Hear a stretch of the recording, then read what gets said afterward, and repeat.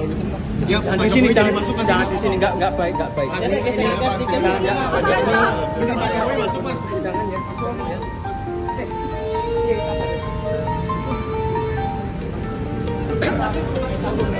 Ketua Umum Partai Solidaritas Indonesia, PSI, Kaisang enggan berkomentar soal peluangnya bersaing dengan sang ayah, Joko Widodo dalam bursa calon Ketua Umum PSI.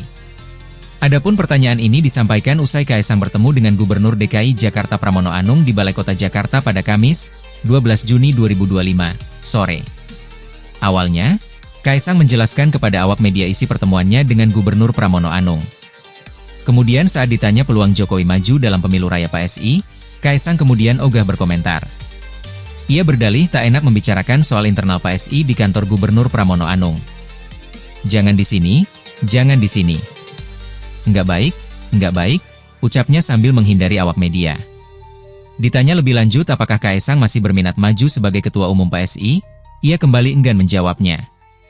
Jangan di sini, jangan, ujarnya. Kaisang pun kembali mengelak saat ditanya apakah dirinya akan mempersilakan Jokowi menduduki kursi Ketua Umum PSI atau tidak. Jangan, kangen di sini, ini tempat Pak Gubernur, enggak enak. Enggak enak saya komentar PSI di sini, kata Kaisang sambil menutup rapat pintu mobilnya.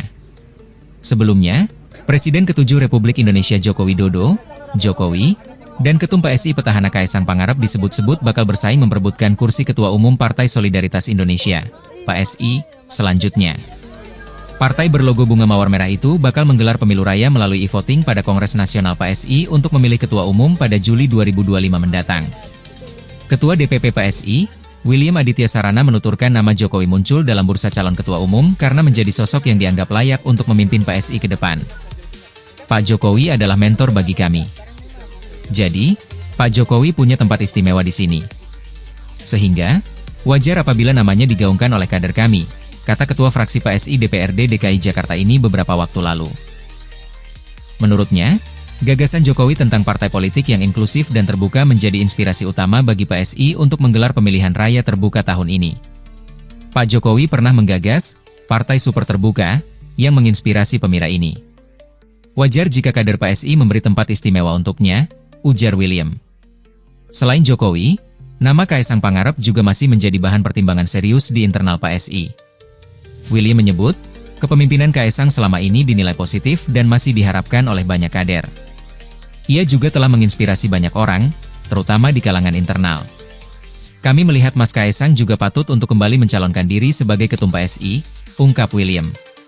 Sekadar informasi, Kaisang resmi menjadi kader PSI pada Sabtu, 23 September 2023. Peresmian ini ditandai dengan penyerahan secara simbolis KTA di kediaman Jokowi, Kelurahan Sumber, Kecamatan Banjarsari, Kota Solo, Jawa Tengah. Kartu itu diserahkan Ketua Umum PSI saat itu, Giring Ganesha ke Kaisang. Langkah politik Kaisang itu telah melewati diskusi dengan istrinya selaku keluarga intinya. Karena mau gimana pun istri saya teman hidup saya. Teman saya berdiskusi apapun itu. Restu dari istri saya semoga ini sebagai langkah awal politik saya, ujar Kaisang, Sabtu, 23 September 2023. Saya berharap saya dan PSI bisa membuat Indonesia jauh lebih baik di masa depan, sambungnya. 2 hari kemudian setelah mendapatkan KTA, Kaisang resmi ditetapkan sebagai Ketua Umum PSI periode 2023 hingga 2028 pada Senin, 25 September 2023.